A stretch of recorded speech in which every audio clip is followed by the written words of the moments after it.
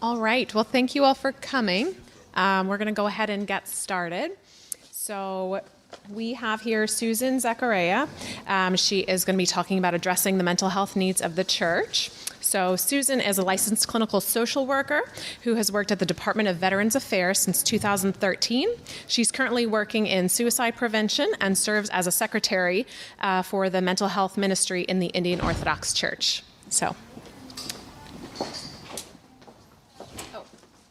And we're going to ask that you hold all your questions till the end, until Susan is all done presenting, and then we'll go ahead and save time for questions. Good morning, everyone. Can everyone hear me? I'm a little short, and I struggle with technology, so I fear that this may blink in and out. So if it does, let me know. Like Naveen introduced me, my name is Susan Zacharia. My hope today is to explore this topic, which is a very big topic, but hopefully I could provide a bit of, don't know why it's doing that. We'll see what happens. I'm hoping to provide the audience with a little bit of what has been tried in the Indian Orthodox Church, with hopes that it may be helpful for other parish settings. There's a lot of trial and error that's a part of this, but hopefully we can get some dialogue by the end of this discussion as well. So the objective today is to take a look at the model that's been used within the Indian Orthodox Church almost as a case study, or almost as an example of what could potentially be done. I'll speak a little bit about the nuances that are specific to an immigrant population, an immigrant faith-based population, and also what we did within the diocese to tackle some of these issues.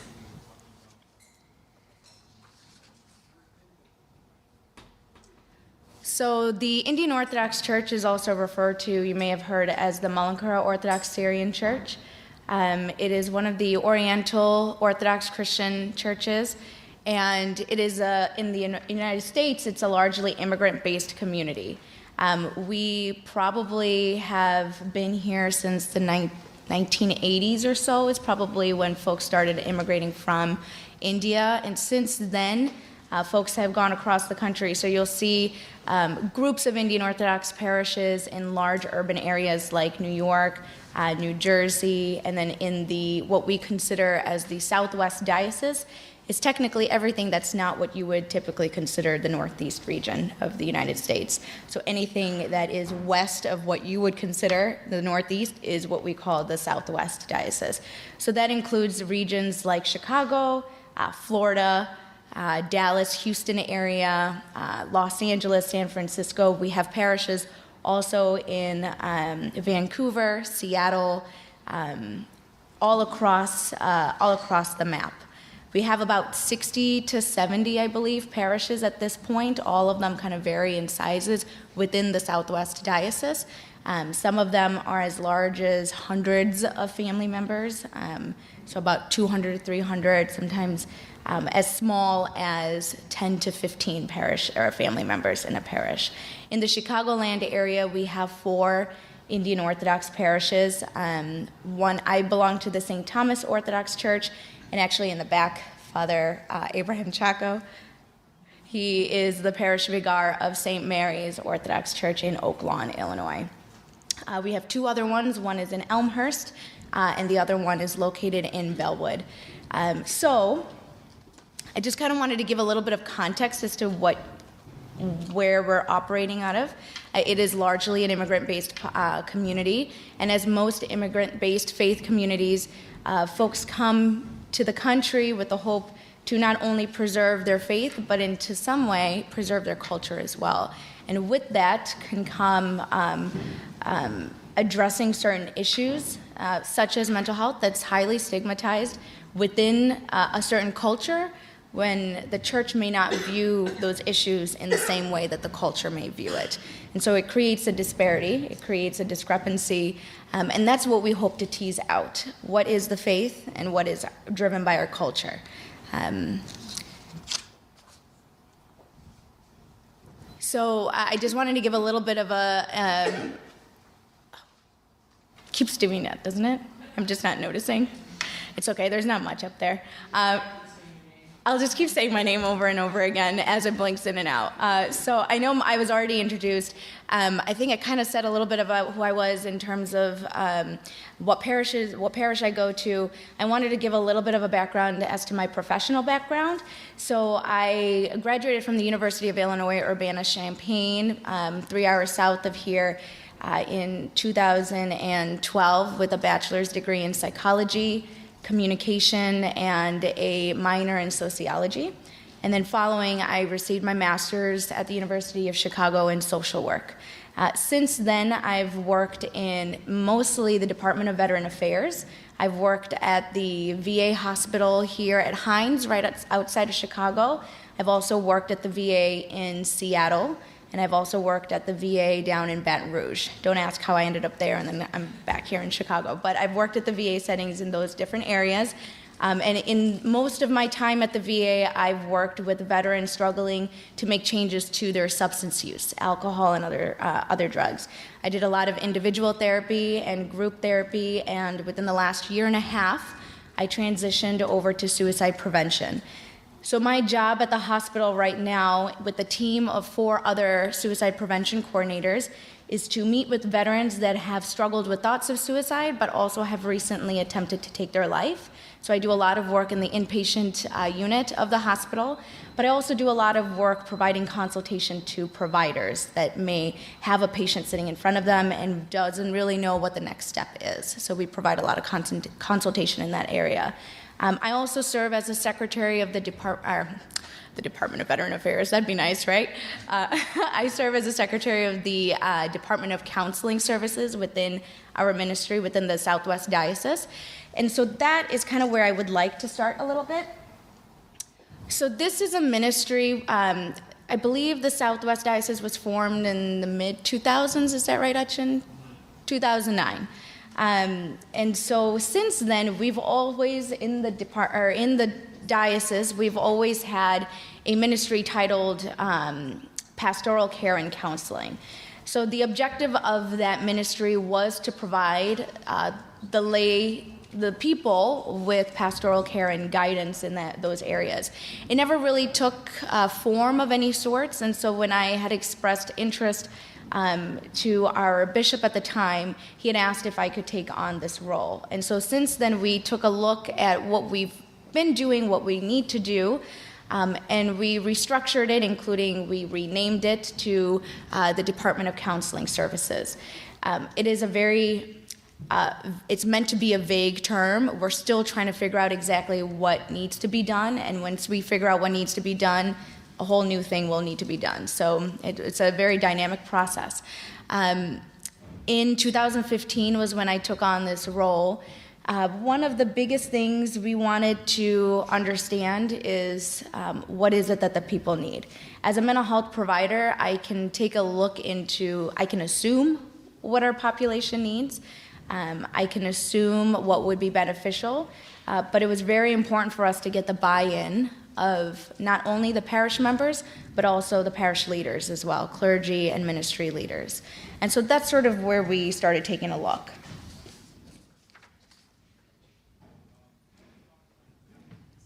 So some of the information that we can base our work off of is the statistics and data that's already out there. So thankfully, we don't need to do a lot of investigation. You know, I don't need to be the one that tries to figure out what does mental health prevalence look like in India. But it was important for us to understand because the stigma, when folks moved from India here, that stigma came with for mental health. And so what we do know in terms of mental health concerns within the world is that there are certain areas that show higher or lower depression rates on the globe, right? And so if you take a look at this is from the World Health Organization, you'll see different countries or different regions in the world highlighted with different colors. So you'll see places with higher rates of depression in red, and places of very low rates in gray. And if you take a look at India, it has a very, very low, supposedly low rate of depression. But if you take a look at the commentary that's written on the bottom, it says, the results may show an unrealistic low percentage in places such as Asia, where taboo around mental health causes people not to seek help. So unfortunately, there's a lot of, at least we know what we don't know. That's what we can say, we can find out from here. But that also means that there's a lot that we don't know. This is also from the World Health Organization, and this table or graph depicts the suicide mortality rate per 100,000. And if you take a look here, the darker the shade of teal, the higher the rate of suicide. And so what do you all notice about India in this map once the thing comes back on? It's very dark, right? It kind of contradicts what the previous map has shown. So death by suicide is a little bit more measurable than rates of depression, because rates of depression imply that folks need to be diagnosed, right? Death by suicide, we could do autopsy, and even then, a lot of times, family members won't want to find out any more information about a death by suicide if suicide is suspected. So these are based on the numbers that only based on the numbers that are reported, right?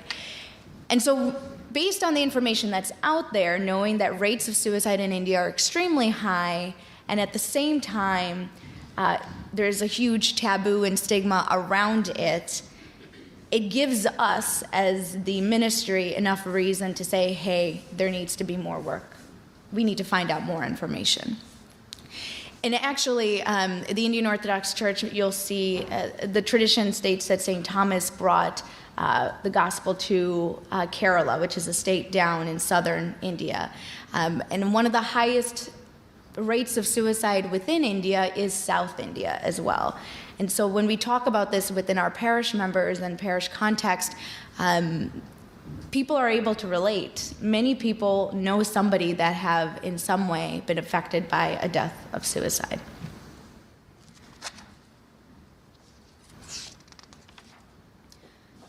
Now we can take a look at the statistics in India, but the reality is we're here. Right, so we are not in India.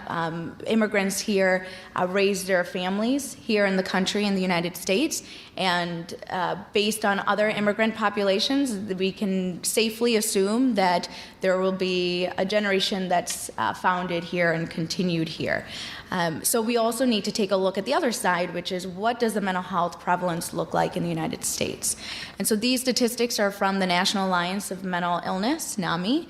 And the basic, for those of you that are mental health providers or providers, you've probably heard these statistics before, that approximately 1 in 5 adults in the United States experience a mental health or mental illness in a given year.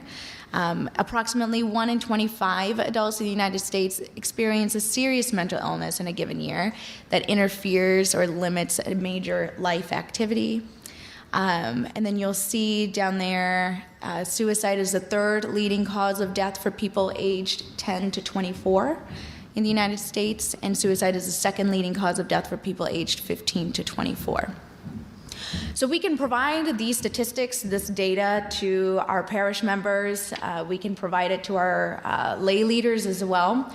But the question that's always going to be and has been asked back is, well, how, even though I'm Indian, even though I'm in the United States, what does that say about me, right? How does this truly impact this parish that I go to? Especially in a community where we don't address or acknowledge these issues. If we don't talk about it, does it really exist? Becomes the question.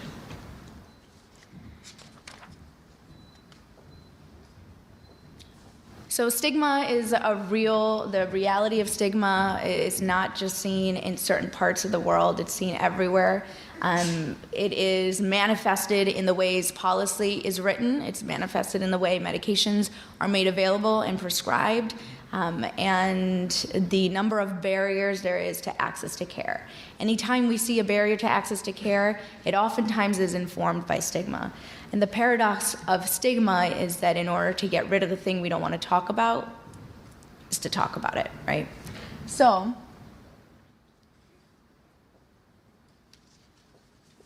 what the Department of Counseling Services decided to do as its very first step is to create a needs assessment. So we took time in the very beginning, back in 2015, to create a survey that we distributed to all 60, 70 parishes within the Southwest Diocese. Knowing how surveys work, we knew that we would not get an accurate number of responses back to represent the entire population, but we figured this was a place to start. We asked questions about the demographics, so what age group do you belong in? What gender do you fall into? Have you experienced any serious psychological stressors within your family or within your parishes? And if so, what do they look like? Have you met somebody within the parish communities that have struggled with issues such as, and we allowed a number of issues, and we just listed them out and allowed the responders to go ahead and check it off. So we included issues like alcohol use, drug use, pornography, sexual abuse, self-harm, eating disorders, dementia, Alzheimer's. We listed a number of items that we can assume is prevalent within our community, although we don't acknowledge. And so what we ended up finding is that about 350 people responded to the survey. The survey was a Google survey. It was a Google form. It was anonymous. So we primarily sent it out electronically, but we also had an option for folks that were maybe not as technologically savvy, clearly as I am, because this thing keeps blinking. We had the option of having a hard copy mailed in, but majority, actually all of the responders responded through the online Google form. And so what you see here is a QR code. I didn't want to take up most of our time, even though it is 10:50 now. I didn't want to take up most of our time going through the survey, but if you all do have your cell phones, I would encourage you to go ahead and click the photo app, your camera app, and just hover. You don't have to take the picture itself. Just hover your camera over the QR code, and then you'll see a banner up top that says, that gives you access to a link. And so that link is a PDF, basically, of the needs assessment report. It's a summary of the statistics that were captured.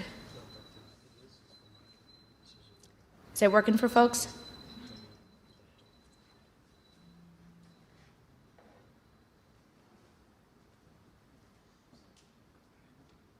And I can keep this up at the very end as well if you want to kind of go back. It's pretty hefty. There's an introduction there. We talk a little bit about what we hope to do with the needs assessment results, but it breaks down into different graphs, in bar graphs and pie graphs as to the information that we obtained.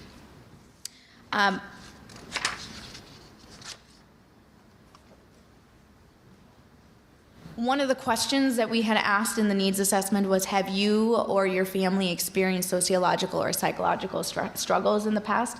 And we did define those terms that you'll find in the needs assessment report as to what they look like. And what do you all notice from this pie chart in response to that question? More yes than no, right? Yeah. Significant enough for us to assume that there are issues that are not being discussed in the past or in our parish settings. So the following question to this question was, if so, please enter in this free text what it is that you've identified. What would you all assume that people would respond with? So in response to this question, a follow-up question was asked, what is it that you all have struggled with? What do you expect people to have responded with? Depression? What else? Anxiety. Mm-hmm. Bullying. Yep. So these are the responses. So the larger the words you see, the more responses contained those words. So about 350 people responded to the survey. Majority of the people responded with depression. A lot of people responded with anxiety. And you'll see other words up there as well. What other words stand out to folks? Family, church, addiction, abuse. It's probably a word that a lot of people use that I didn't take out of there. So people were able to write in complete sentences, and so I took away a lot of those filler words like the prepositions and such, but much made its way in there. I see words like abuse, struggle, alcohol, stress. Yeah. This is not all too surprising based on the statistics that we have globally, but also nationally as well, right? But what do you all think happens when people within your own diocese, within your own parishes, see this information about themselves? What sort of response would this elicit from our parishioners? I think there are extreme response reactions. One of them is, no, this doesn't exist in our parish. We don't have these kind of Yes. problems. We're in a loving community. And the other one is the opposite, that we have all of this and it's very diverse Yes. and widespread in the parish. Yeah. There's almost two camps. One camp is this can possibly not be true. This doesn't exist. It happens to other people. It happens to other communities. It doesn't happen to us, right? And then there's this other camp of probably folks that have very real experiences that cannot be avoided, where folks say, this is real, these are the issues, and not only are these the issues, but there are many other issues that we have not even captured. And so information like this, when we can hone in on the population that we are trying to serve, really puts that information right in front of their faces. It becomes very difficult to avoid. And so what we did initially as a result of the needs assessment data, the first step was to create that report that you all hopefully have on your phone right now.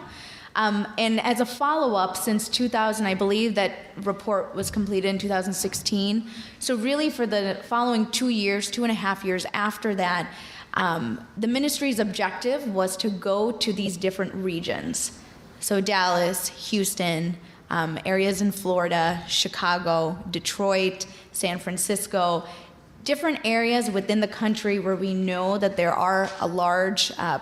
is a large presence of our community, and to provide the results of this survey within the walls of the parishes. So the question then that could be asked is, these are people within our churches answering these questions. The survey was provided to this parish, right? And so initially when we had distributed this survey, we had emailed every single parish priest and had requested them to disseminate it to their parish members. And so the question then becomes, my response is, or the statement or the reality is, my response, how I responded is reflected in this data. Furthermore, how the person sitting next to me responded is also reflected in this data, right? It becomes more of a reality towards what truly exists next to us. It combats, whether we like it or not, all the effort that's placed into brushing these issues under the rug. So when we do go out to these areas, these workshops were often attended, 100 people, sometimes down to about 50 people or so, and discussions were being had within the parish wall, within the parish building, with using words that are oftentimes socially taught not to be used within the church, right? So we're talking about suicide. We're using the word suicide within the church walls, right? We're talking about sexual abuse. We're talking about bullying. We're talking about pornography. We're talking about all of that. We're addressing it, not just talking about it, but we're addressing it within the parish walls. Because if people don't talk about it within the church, where will they talk about it? Outside of the church, right? It also sends the message that the church doesn't know how to respond to these topics. And as folks that are attending this conference right here, we know that's not true, right?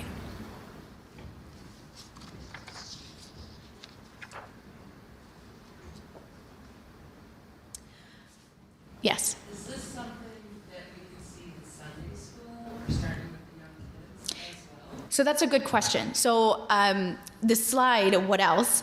Really, no, that's a great segue. Really, I was thinking about what the next, we've done this needs assessment, we've done these workshops, and we've identified that our job is not to continue to go around giving these workshops. What good would it do?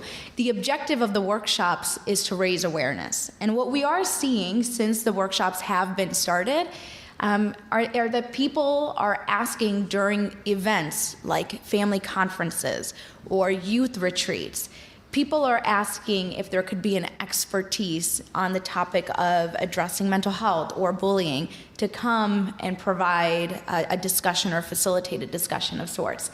Now the people are asking for it instead of us saying, hey, this needs to be done, right? So the buy-in, the ownership comes from the parish itself. So that's a cue for us to be able to take a step back. So awareness still needs to be had, but that ownership now is with the parish, right? So then the question becomes, well, what's the next step for this ministry? What is it that we need to do? So maybe workshops we no longer need to do workshops with the same intensity that we've done it in the last 2 years. The areas that we're looking at now are, what are these different groups of people? What is it that they need and what can we provide? One of the biggest objectives, and I'm gonna leave this up here. These are the goals that we've identified as a result of the completion of the needs assessment. So I'm gonna go ahead and read through this, and then we'll talk a little bit about goals that we have for the future, keeping in mind that this ministry is still very new, and this new ministry is within an even newer immigrant population that's only been around for 20, 30, 40 years at most, right? So the mission statement that we came up with was to promote physical, emotional, spiritual well-being to individuals, families, and communities seeking Christ by providing support, education, professional resources, and prayer in the midst of sociological and psychological stressors. I think the big takeaway is that the goal of this ministry is not just mental well-being or physical well-being, but it is a healing of the self, right?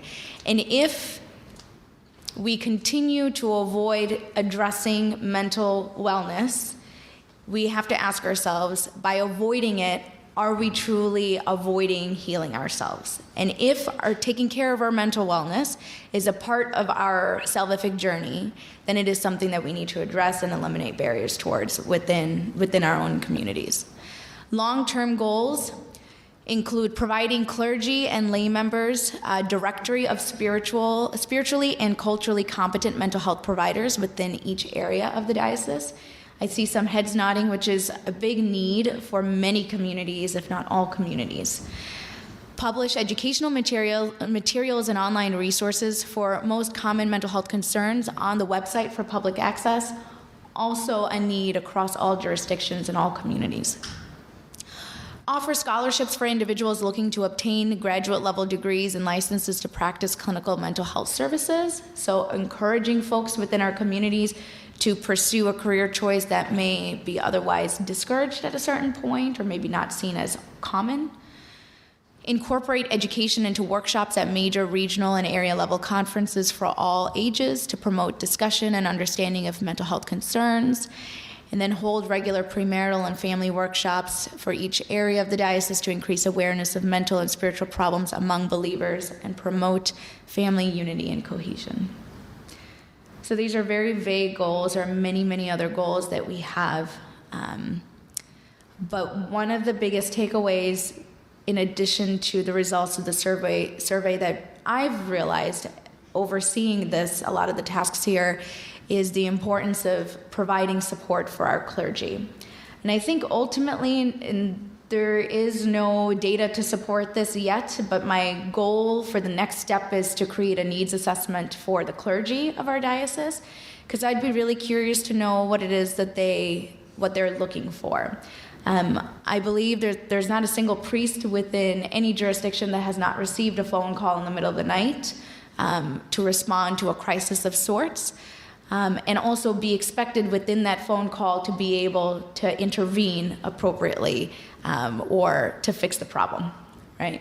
And so what is it that we can do to provide our clergy as a support, because our clergy are often the gatekeepers as well. If they don't have the information to refer folks, or if they don't have the education or training to understand what level of care is most appropriate, then what can be done, right? What I found in the last couple of years as well, since this ministry has become a little bit more public and visible, are that clergy are more than willing to reach out and ask for support. In fact, they need it. They want it. They're looking for it.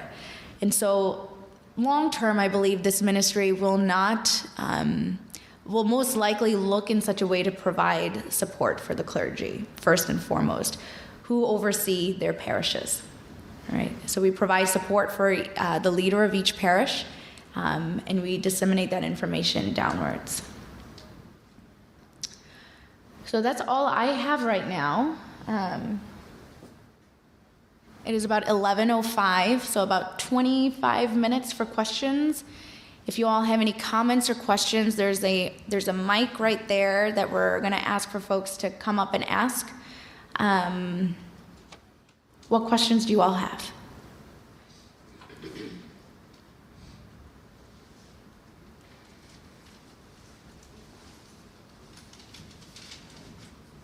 And the mic is still recording. It's not going to be loud. I'm wondering if you, as you begin to address the needs of your diocese with depression and anxiety and these sort of not as serious mental health issues, Yes. if you guys have thought of using this concept of like unprofessional help, where you train people in the community to provide some of those basic kind of services without them needing to have a professional degree of any kind. Yeah, so almost like a peer support model or so. Yeah, I'm thinking of a TED Talk. I can't remember the name of it, Okay. but a counselor trained basically village grandmothers in Africa to sit on a bench, and they knew that anyone who came and sat on the bench with them needed some I help. see. They would give them basic counseling services, even though they themselves didn't have degrees. He trained them to give kind of basic services. Sure, yeah. And that's a great question. Thanks for asking that. So in the very beginning, a lot of the feedback that we had gotten from the needs assessment, and you'll see one of the questions in that report that you pulled up with the QR code is what can be done. A lot of the feedback that people had provided was create hotlines or create a physical space for people to come in and speak. We never ended up pursuing that because the resources are extremely limited.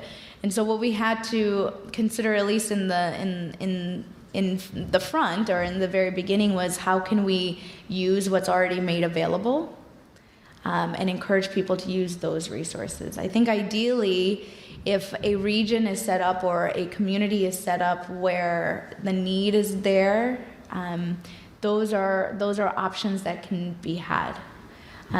We thought a lot about whether or not a text hotline sort or like an email option, like an anonymous email option, or setting up sort of office hours of some sorts would be helpful. But we didn't want to tread down that path because we couldn't guarantee that these issues that were going to be brought up were only going to be ones that were not within the context of crisis. And so that amplified the concerns a tad bit.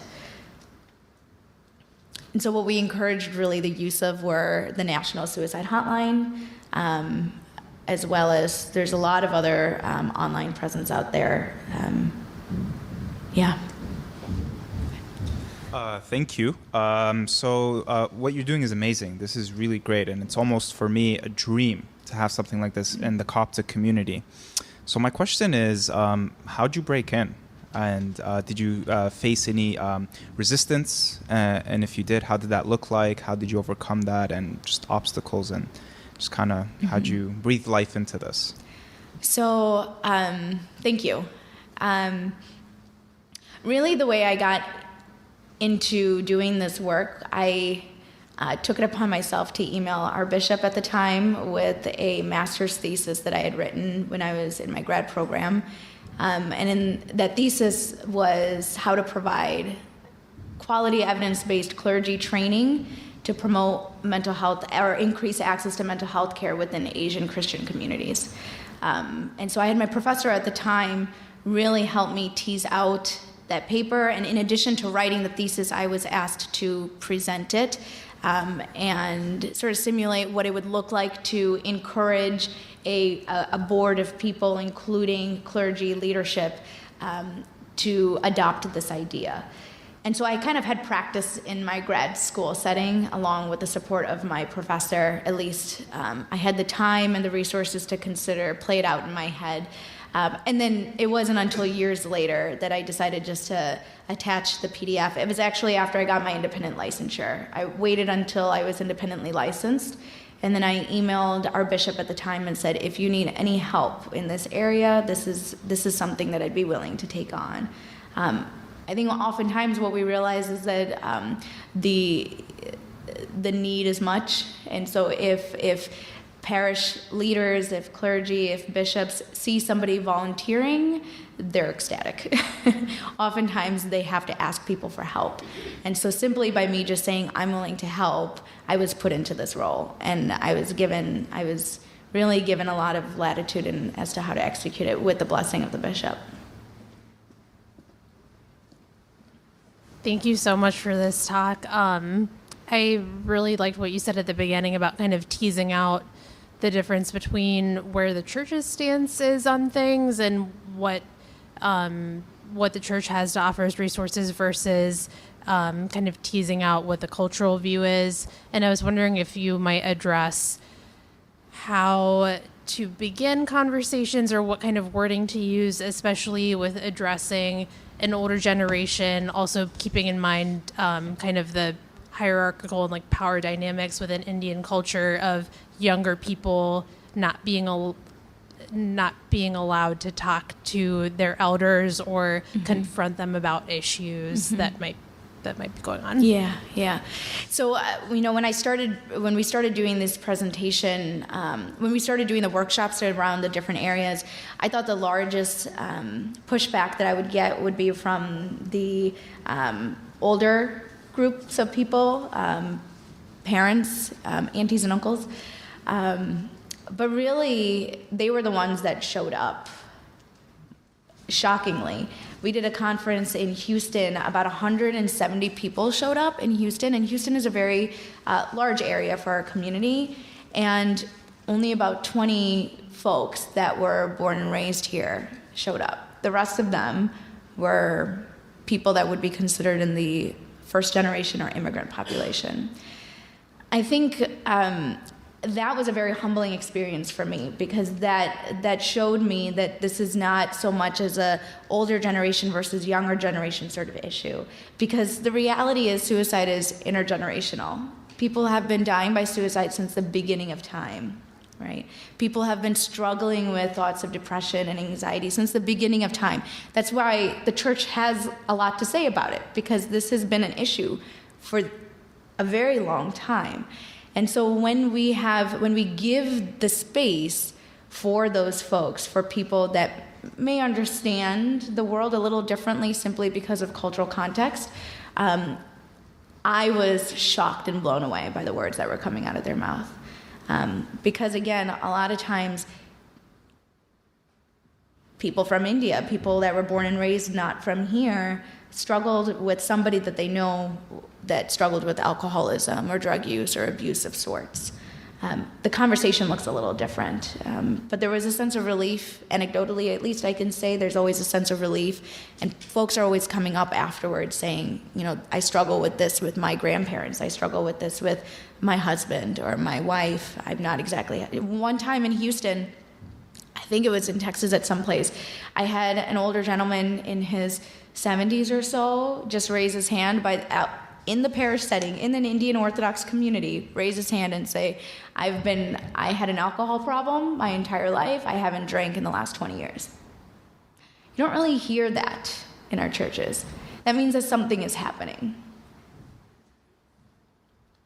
I don't think that microphone is working. So that mic will record what is being said, but it won't amplify. So I could repeat the question for the audience, actually, if that would be helpful. Actually, your response was helpful, but I just was wondering if you could describe more what the workshops were like. Yeah. So, what was the population, how many people were there, and what was maybe something impactful that happened, just the atmosphere of it.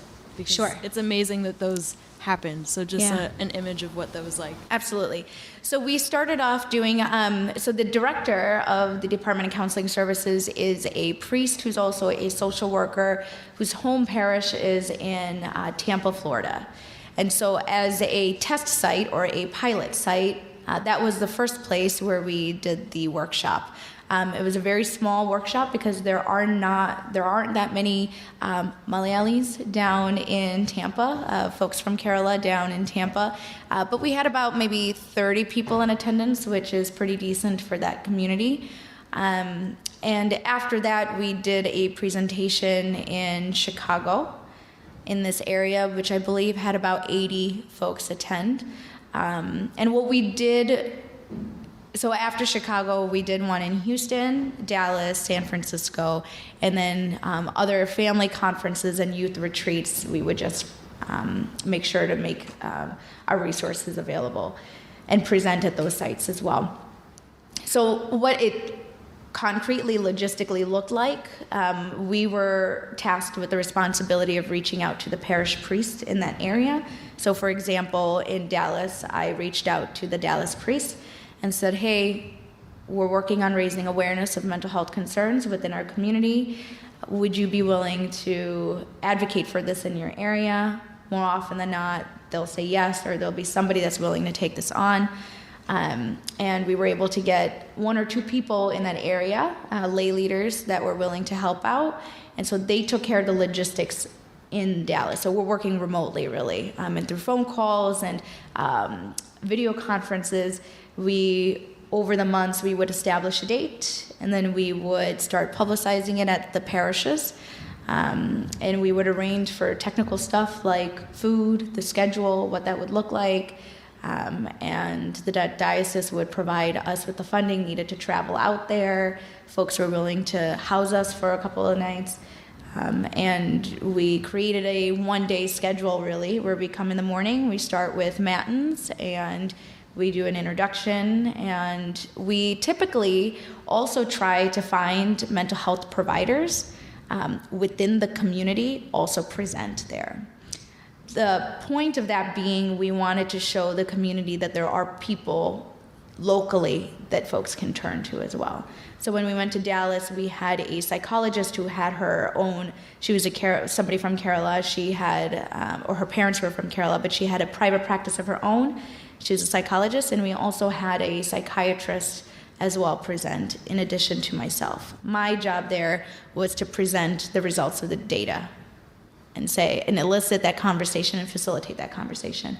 But the psychiatrists and psychologists sort of chose a topic of their own with hopes of building a relationship with the community. At the end of each of those workshops, we handed out feedback forms as well, just asking what folks thought about it on a Likert scale, rate how useful you felt that this was. More often than not, actually, I would say 99.9% of the time, it was a very high satisfaction rate. We have about 10, 13 minutes. Other questions?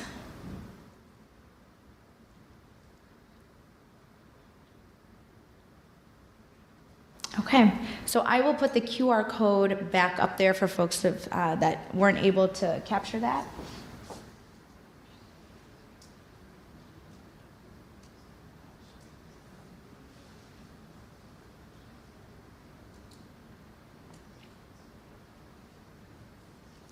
If this works.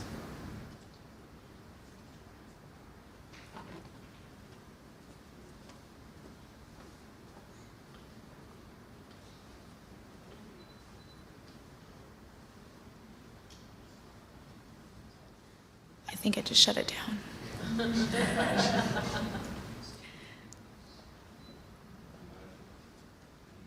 It'll come back, and I'll put it back up.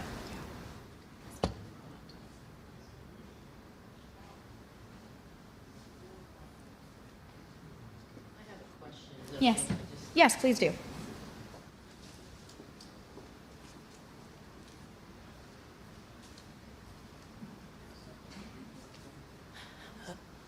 Okay, so the question that I have is, as far as doing this assessment,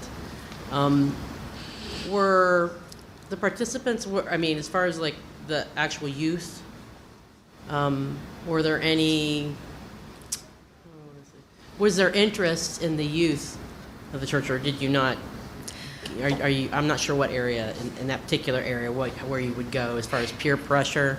I see, like topics that were addressed? Well, the issue of peer pressure, I had a friend who was thinking about marriage and was strongly asked to reconsider their choice because of the dynamics of what they believe they should be doing, so I think overall, most people can decide what's good for them or what they feel is the right alternative. But the only reason I ask this is because in that particular instance, another person that knew them was concerned about retribution. And someone has new ideas. And I didn't know, I'm not trying to say we want to like spark violence. I'm not saying that's what we're doing here. But I didn't know if there were any indications of anyone who might have an issue with trying to make these kind of changes after looking at an assessment like this. So, and help me understand, I might be misunderstanding this, but it sounds like your question is, has there been backlash of sorts as a result of the needs assessment, as a result of the facts? Yeah. I mean, for the most part, it sounds like most people were very appreciative. Sure. Of that. Yeah, I would say I think that's a fair point to ask, because the things that this is eliciting is the emotion that these responses elicit is discomfort, is extreme discomfort, because it's not happy-go-lucky truths about ourselves that's being revealed, right? That stuff we can talk about openly.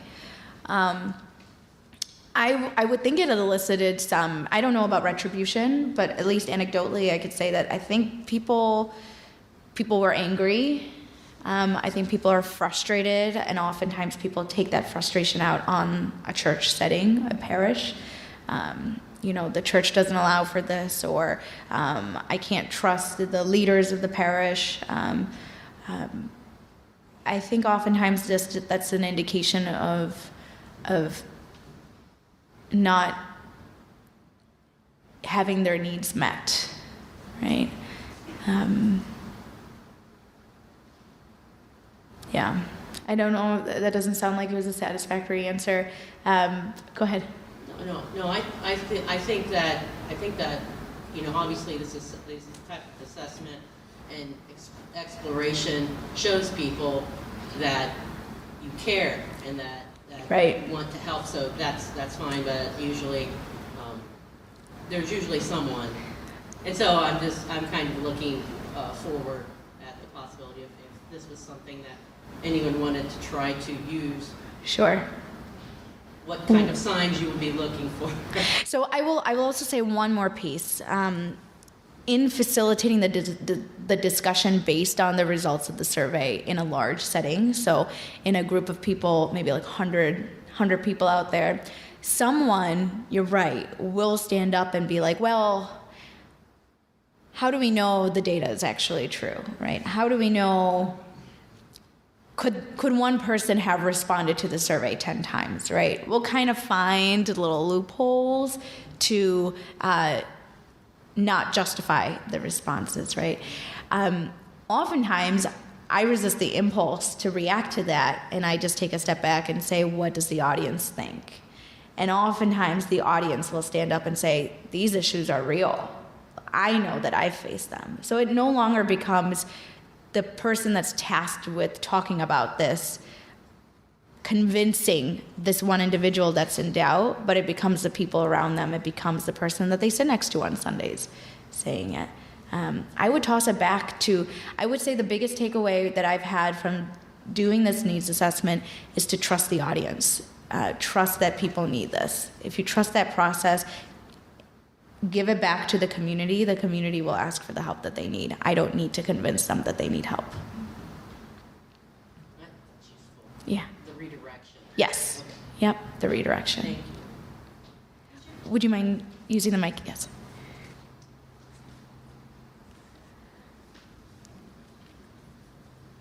Was your needs assessment primarily focused on the Indian Church, or could it be used across multiple? That's a good question. So it wasn't specific to the Indian Orthodox Church. It honestly was a set of questions that were not vetted by any scholarly researchers, so it could be amended in many ways. I'm happy to give the questions out to folks that might find it useful. I know OCAMPR has come up with a task force that is looking at creating a needs assessment of sorts, targeting either parishioners or maybe members of clergy, but surveying the audience and the people that we serve to see what the need actually looks like. But it's not unique to any one community. Sure, and I guess I just had a comment of something that my church has implemented to sort of address some of these broader, possibly discover mental health issues is small groups.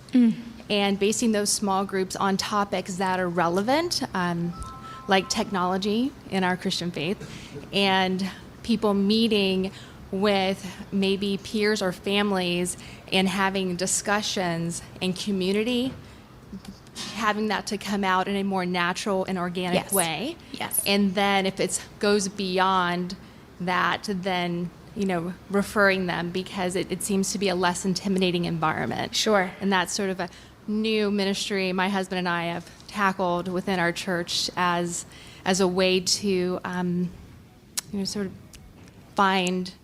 connect when people were not wanting to really reach out. Yeah, reaching out to one person may lead folks to reaching out to somebody else as needed, right? I think I believe the power of community. If the topic of this weekend is really about isolation and violence, if we don't know that these struggles are occurring, and if the person sitting next to us doesn't know, and if our parish priest doesn't know, then how can the help come forward? I also believe in doing these workshops, they're very formal, right? We're setting up formal workshops. The intention of this ministry is not to create a formal workaround addressing this topic. It really is to spark a conversation and give that ownership back to that community and say, hey, you want to do something the next time you all have a one-day retreat. Own the fact that you want to have this topic on technology and social media. That doesn't need to come from a leader of sorts. That comes from us and say, hey, this is what I need. My experience in giving some mental health workshops within immigrant population churches has been that a lot of times you'll do the formal workshop, but then everyone has feels like the general doesn't necessarily apply or address their needs, and they want to ask they have very specific Yes. ways of wanting to seek out whoever is presenting that. How do you address that, and how do you prevent burnout from the individuals who are giving those workshops then? Yes, yeah. So you'll see like an influx of people asking for your number, your email address, asking, hey, could I talk about this? Could you talk to a family member? I think that's setting up boundaries right off the bat. It's terrifying because you open up this conversation and you open up the reality of many unmet needs. I think what I've come to realize is that one person or two people or a group of people, even a committee, cannot solve those issues, right? But this is where hopefully over the years, in the next few years or so, we can create a more sustainable answer to that question. If we come up with a directory, if we come up with resources that are shared amongst a group of people, then I don't become responsible for contacting that person. I can say, ultimately, we would want to say, refer to your spiritual father, and your spiritual father will now be equipped with these resources. But if those issues are not coming to the presenters, they're oftentimes going to the clergy, if it even gets to that point, right? I think the question is, it's great now that in our community people are talking about these issues. It's excellent. What we're seeing now is the question, now what? Like, now I've admitted that this is something that I need to work with. Now what do I do? I think we're out of time. Thank you all for the patience with me and my PowerPoint. If you have any questions, please feel free to come up and ask.